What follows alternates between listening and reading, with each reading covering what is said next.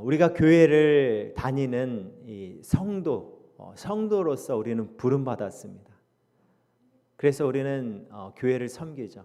우리가 교회를 다니면서 우리는 우리에게 그 부르심의 사명을 주님께서 우리에게 주셨어요. 그죠? 우리 모두에게 주셨는데 가끔은 우리가 이 사명을 잊어버리고 또 나도 모르게 습관적으로 또 그렇게 다니는 그런 모습을 우리가 보게 됩니다. 발견하게 되는 거예요. 왜냐하면 이게 신앙생활 하다 보면 교회를 오래 다녔지만 또 삶이 분주하기도 하고 또 바쁘기도 하고 여러 가지 또 마음이 지쳐서 예수님과의 그 관계 가운데 우리의 모습이 소원해지는 경우가 있습니다. 그래서 우리의 이 신앙생활이 습관적으로 그렇게 나올 때가 있는 거예요. 그러다 보니까 우리의 그 사명감, 우리의 그 부르심을 놓치고 그렇게 나아갈 때가 있습니다. 오늘 이 본문에 나오는 제자들도 예수님 곁에서 오래 있었던 사람들이었어요. 그죠? 예수님께 부르심을 받아서 제자로서 공생의 사역 가운데 열심히 쫓아다니고 여러 가지 예수님의 이적과 표적들을 보고 또 예수님의 죽으심도 직접 받고 또 예수님의 다시 사신 부활도 그들이 경험했습니다. 그런데 이 제자들의 모습을 보면요, 여전히 자기 생각과 자기 기대 안에 머무는 모습을 볼 수 있는 거예요.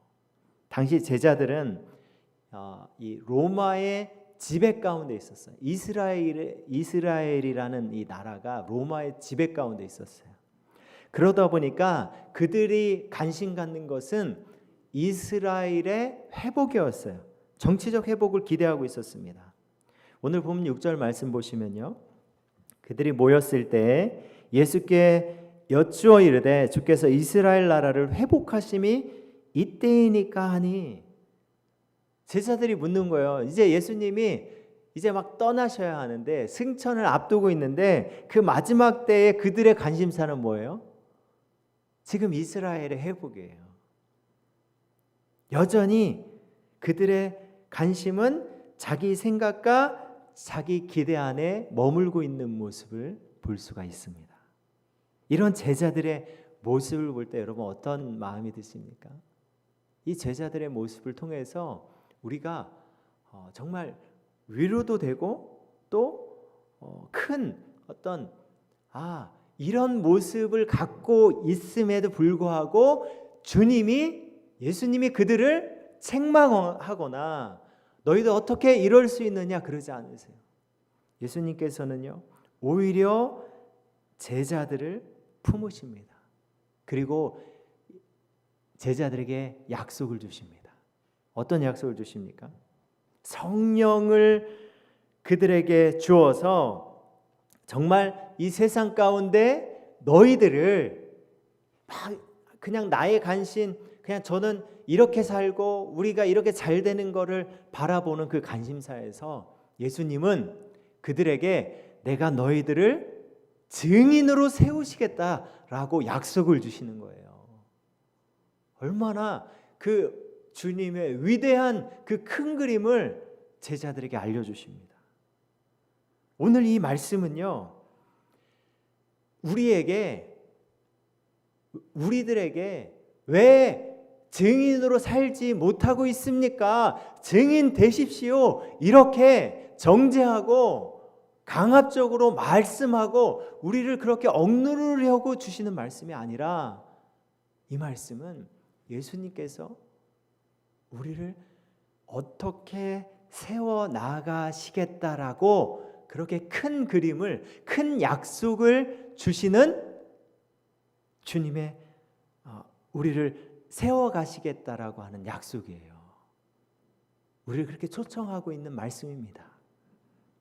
그러니까 여러분, 오늘 이 말씀을 바라볼 때 부담감이 아니라 그 주님의 초청 가운데 열린 마음을 갖고 내가 그 말씀 앞에 서면 되는 거예요. 그 말씀을 내가 마음으로 받으면 되는 것입니다.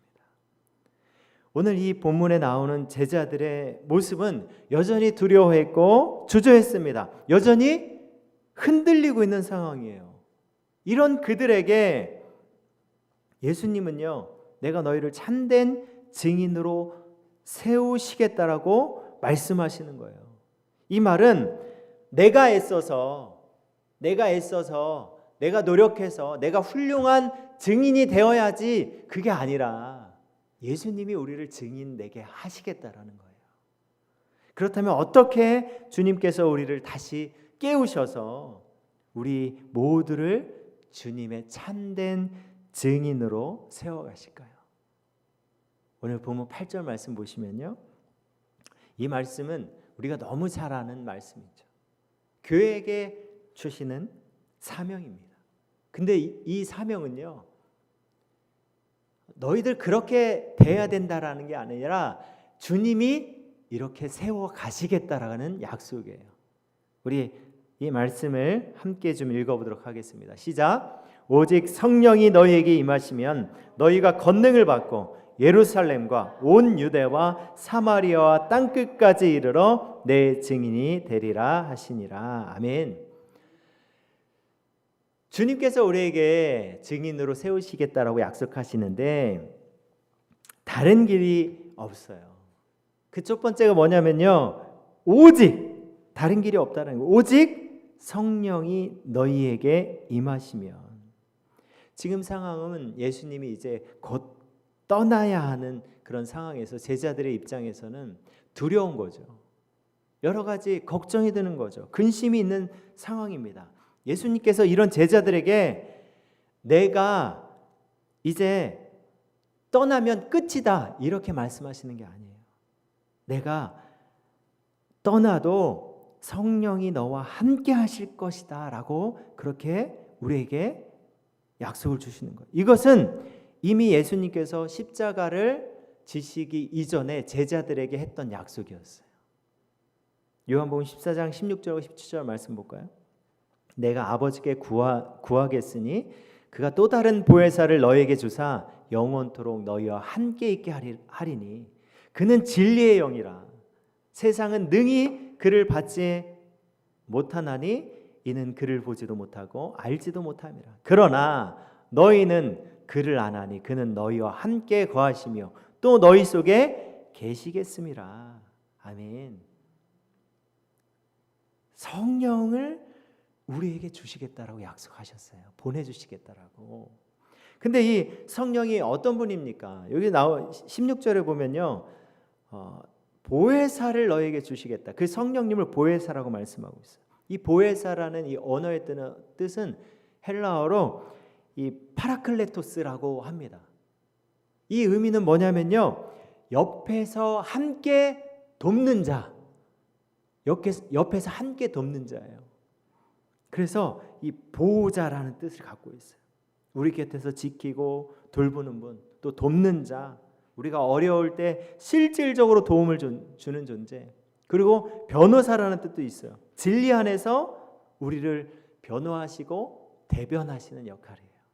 또 위로자 되시고, 그래서 우리의 마음 가운데 평안을 주시고 우리를 바른 길로 인도해 주시는 분. 그분이 우리를 돕는 자가 우리와 함께 하신다라는 거예요. 그 성령님을 예수님이 승천하셔서 그걸로 끝나는 것이 아니라 이제 성령님을 통하여서 예수님이 행하셨던 일들을 행하시겠다라고 약속하신 거예요. 누가복음 24장 49절 말씀 보면요, 볼지어다 내가 내 아버지께서 약속하신 것을 너희에게 보내리니 너희는 위로부터 능력을 입혀질 때까지 이 성에 머물라 하시니라. 누가복음에서도 그 주님의 약속을 말씀하십니다. 이 약속을 사도행전에서 구체적으로 이렇게 말씀하고 있어요. 사도행전 1장 4절과 5절 말씀. 사도와 함께 모이사 그들에게 분부하여 이르시되 예루살렘을 떠나지 말고 내게서 들은 바 아버지께서 약속하신 것을 기다리라. 떠나지 말고 기다리라는 거예요. 그리고 5절에 요한은 물로 세례를 베풀었으나 너희는 몇 날이 못되어 성령으로 세례를 받으리라. 성령을 주시겠다라고 약속하시는 거예요. 이 말은 이제 예수님이 승천하셔서 예수님의 사역이 끝난 것이 아니라 예수님이 이 성령을 통해서 계속 일하신다라는 것을 볼 수 있습니다. 이 성령님이 좀 더 구체적으로 어떤 일을 행하시는 분이냐면 요한복음 14장 26절에 이렇게 말씀하고 있습니다. 보혜사 곧 아버지께서 내 이름으로 보내실 성령 그가 너희에게 모든 것을 가르치시고 내가 너희에게 말한 모든 것을 생각나게 하리라. 이 보혜사 성령님은 우리를 가르쳐 주시는 분이에요. 그리고 기억나게 하시는 분입니다. 그리고 예수님의 말씀을 깨닫게 하시는 분입니다. 그래서 우리는요, 성령님께서 우리의 마음을 조명해 주신다 이렇게 표현을 해요.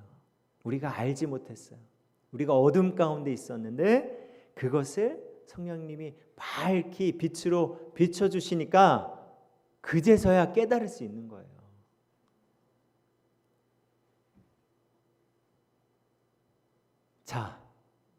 자 집중. 많이 피곤하시죠? 어제 뭐 하셨어요? 다들 좀 힘드시죠? 제가 막 신나게 더 말씀을 막 더 잘 전해야 되는데 이게 졸게 하는 것은 이게 누구 탓이에요? 제 탓이에요, 제 탓. 그 제가 여러분들 졸게 하면 안 되니까. 오늘 얼마나 귀한 날입니까? 여러분들 이 말씀이 잘 전해질 수 있도록 좀 이렇게 또 힘드시겠지만 또 마음 문을 열고 또 말씀을 이렇게 잘 들으시면 좋겠습니다. 요한복음 15장 26절과 27절 말씀. 내가 아버지께로부터 너희에게 보낼 보혜사 곧 아버지께로부터 나오시는 진리의 성령이 오실 때 그가 나를 증언하실 것이요 너희도 처음부터 나와 함께 있음으로 증언하느니라. 이 말이 무슨 말이냐면요, 재판이 열렸다고 한번 가정해 볼게요. 예수님께서 지금 피고예요, 피고. 예수님께서 온 죄가 없어요. 나는 죄가 없고 여러분들을 내가 도우려고, 여러분들을 진짜 도와서 여러분들을 구원하기 위해서 내가 왔습니다. 그런데 사람들이 이 말을 믿지 않았어요. 그래서 사람들이 욕하고 손가락질하고 그 예수님이 진짜임에도 불구하고 예수님 어떻게 했어요? 십자가에 못 박았잖아요. 그렇게 죽였잖아요. 믿지 않았던 거예요. 그런데 유능한 변호사 되시는 보혜사 성령님이 재판장에 나타나서 예수님이 진짜 무죄이고 그리고 구원자 되심을 결정적인 증거와 함께 판결문을 제자들에게 명확하게 보여주셨습니다. 그때야 비로소 깨닫게 되는 거죠. 예수님 진짜였네? 예수님이 거짓이 아니었네? 라고 그렇게 알게 되는 거예요. 그러니까 이것이 성령의 증언입니다. 성령이 깨닫게 하시고 보여주시니까, 성령이 증언해 주시니까 예수님이 정말 진짜 구원자였구나 라고 깨닫게 되는 거예요. 제자들이 이 성령의 증언을 통하여서 나의 스승님이셨던 예수님이 정말 구원자셨구나, 그것을 깨닫고 제자들이 이제 정말로 세상 가운데 예수님의 증인이 되는 거예요.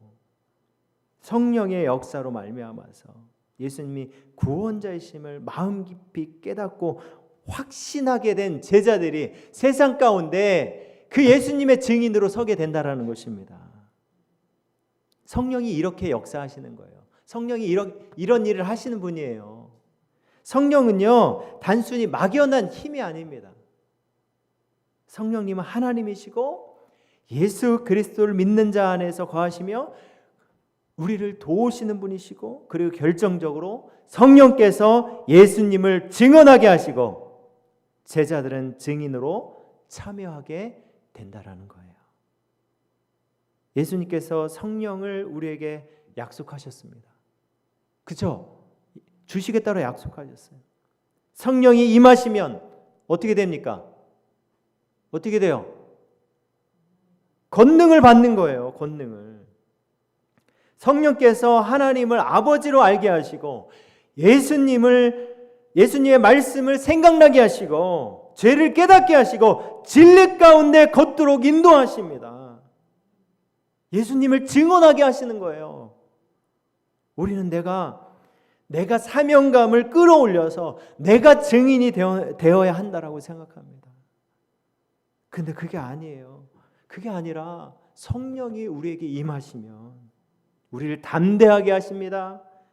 우리를 말하게 하시고 두려움을 넘어서게 하시고 우리를 통하여서 예수 그리스도를 드러내게 하십니다. 그래서 예수님은요, 제자들에게 전략을 주시기 전에 뭐라고 말씀하세요? 내가 성령을 주겠다라고 그렇게 약속을 먼저 주시는 거예요. 이 말은 뭐냐면 교회는 어떤 전략이나 프로그램으로 되는 것이 아니라 바로 이 성령의 능력을 통하여서 세워진다라는 것입니다.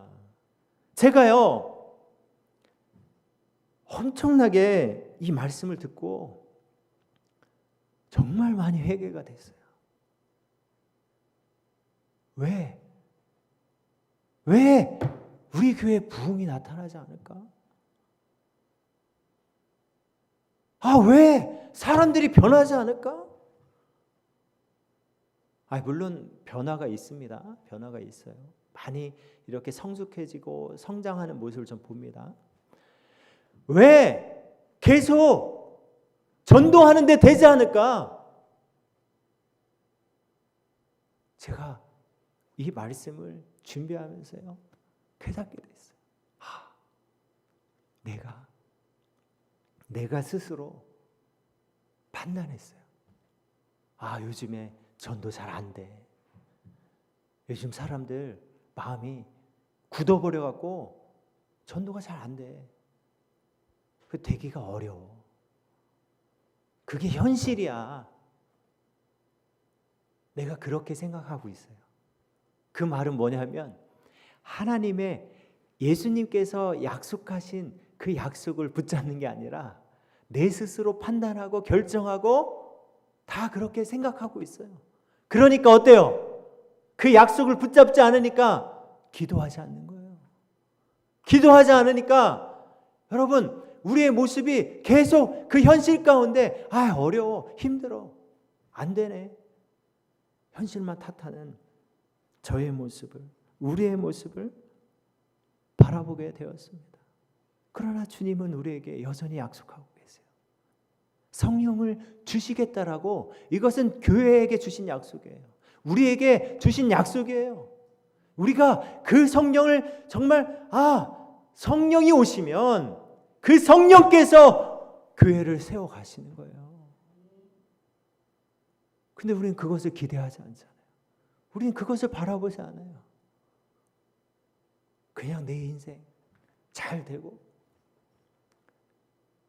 그냥 특별한 거 없으면 어느새 우리는, 제가 서두에 말씀드린 것처럼 그냥 이 신앙이 이 습관으로 젖어들어 버렸어요. 그런 모습을 발견하게 됩니다. 저의 모습을 통해서 발견하게 되고 우리의 모습을 통해서 발견하게 되는 거예요. 우리는 어느 순간 감격과 감사보다는 습관이 되어서 생활하는 우리의 모습을 보게 됩니다. 주님은 성령을 우리에게 주시겠다라고 약속하셨어요. 우리가 그 약속을 기억하고 붙잡아야 합니다. 그것을 바라봐야 합니다. 나의 약속이 아니라 여러분, 주님의 약속이에요.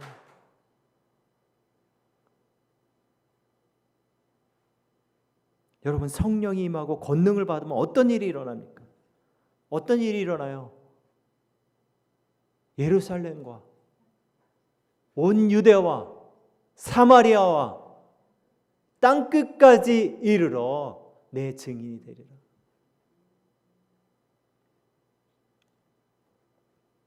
오늘 이 말씀은요. 오늘 다시 한번 그 말씀 보여주시겠어요? 우리 서두에 나왔던 1장 8절 말씀을 보면은, 자 보세요. 오직 성령이 너에게 임하면 너희가 권능을 받고 예루살렘과 온 유대와 사마리아 땅 끝까지로 내 증인이 되리라, 이렇게 말씀하고 있는데, 이 사도행전 이 1장 8절 말씀이 이 사도행전 전체의 여러분 요약이에요. 요약. 그 말은 뭐냐면, 예수님께서 약속하신 대로 이 제자들에게 성령이 임했습니다. 그들이 예루살렘에 모여서 마가의 다락방에서 기도했어요. 그렇게 기도할 때 성령이 그들에게 임합니다. 그래서 예수 그리스도가 정말 구원자였구나 깨닫게 된 거예요. 그래서 이 복음을 예루살렘에 전해요. 그리고 더 나아가서 온 유대와 사마리아 전합니다. 그리고 땅 끝까지 이르러 복음을 전하게 됩니다. 이것이 사도행전의 전체 내용이에요. 그러니까 여러분, 예수님 말씀대로 이루어진 거예요. 그것을 누가 이루신 거예요? 제자들이 이뤄간 겁니까? 아니에요. 성령께서 이루어 가신 것입니다. 성령께서. 근데 우리는 계속해서 내가 착각하는 거예요. 내가 교회를 부흥시키고 내가 사람을 전도하고 내가 무엇인가 정말 그런 증인이 되어야 된다고 생각해요. 여러분, 우리가 우리의 힘으로 증인 될 수 없습니다. 얼마나 우리는 그렇게 짓눌려 있는지 몰라요.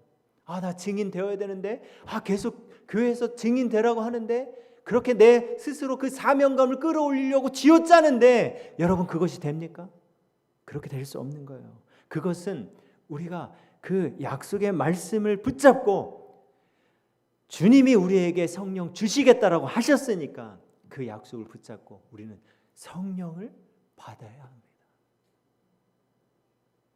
성령을 받지 않으니까 여러분 어떠한 역사도 일어나지 않는 거예요.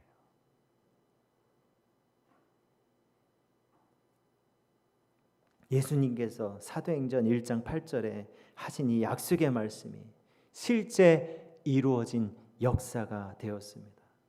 복음은 예루살렘에서 시작하여서 유대와 사마리아와 땅 끝까지 이르러 향하게 나아갑니다. 그리고 이 흐름은 오늘도 끝나지 않았다는 거예요. 주님의 약속대로 모든 것이 이루어졌습니다.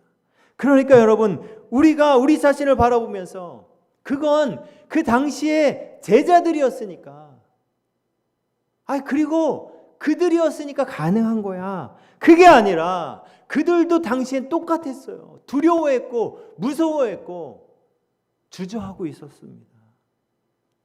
이런 제자들이 주님의 약속을 붙잡았어요. 그 주님의 약속을 바라봤습니다. 그리고 그들이 모여서 한 마음으로 기도할 때 약속하신 성령이 그들에게 임했습니다. 임하니까 깨닫게 된 거예요. 예수 그리스도가 어떤 분인지 진정으로 보게 된 거예요. 그들이 이 성령이 임하고 권능을 받아서 예루살렘과 온 유대와 사마리아 땅 끝까지 이르러 예수 그리스도의 증인이 됩니다. 이 일을 내가 하는 것이 아니라 주님이 하게 하십니다. 그러니까 여러분, 오늘 이 사도행전 1장 8절의 말씀은 너희들 증인되라가 아니라 예수 그리스도께서 그렇게 행하시겠다라는 거예요. 이 성령을 주시겠다라고 하신 이 약속은 여전히 유효합니다. 이것은 교회에 주신 말씀이에요.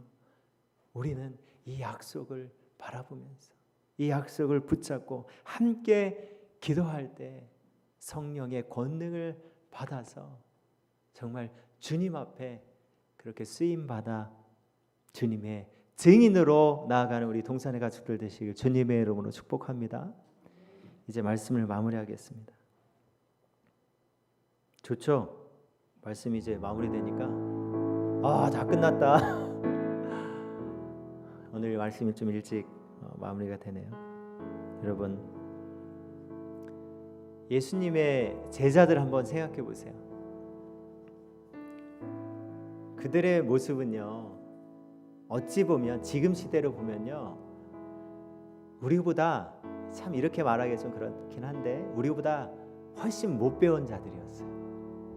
그들은 대학도 못 나온 사람들이에요. 아마 초등학교도 아마 못 나왔을 거예요. 그냥 그런 정말로 가장 못 사는 동네에 그냥 배운 게 어부. 그래서 그냥 평생 고기 잡고, 그래서 사람들에게 무시당하는 사람들이었어요. 예? 우리보다 더 잘난 사람들이 아니었다라는 거예요. 그런 그들이 예수님 함께 했어요. 3년 동안 함께 쫓아다녔어요. 그런데 예수님 붙잡혀 가니까 다 도망갔어요. 예수님 부활하신 걸 봤어요. 그럼에도 그들은 마음 가운데 자기 생각, 우리나라 어떻게 되나? 그냥 그런 생각으로 그런 가치관을 갖고 살았어요. 그리고 마음 가운데 여전히 두려워하고 있었고, 여전히 주저하고 있었고, 여전히 어떻게 해야 할지 고민하고 있었어요. 그런 그들이었어요. 수제자라고 불렸던 베드로는 어떤 자였습니까? 주는 그리스도시요 살아계신 하나님의 아들이십니다, 이렇게 고백했지만 예수님을 3번이나 부인했던 자였어요. 그런 그가 그 약속을 붙잡았습니다. 성령님, 그 약속대로 우리에게 임해 주세요. 그 약속을 붙잡고 그들이 기도할 때 성령께서 약속대로 임하시니까 그 베드로가 어떻게 바뀌었습니까? 그가 설교할 때 한 번에 몇천 명씩 돌이켜 회개하는 역사가 일어났습니다. 그가 베드로가 능력이 있어서 그렇게 한 거예요? 아니에요. 성령께서 그에게 권능을 주셔서 성령에 힘입어서 그런 역사가 일어난 것입니다. 여러분, 제가 너무 여러분들에게 죄송합니다. 제가 이 교회의 목사로서 성령을 받아 여러분들이 이끌어가야 했는데 제가 그렇게 하지 못했어요.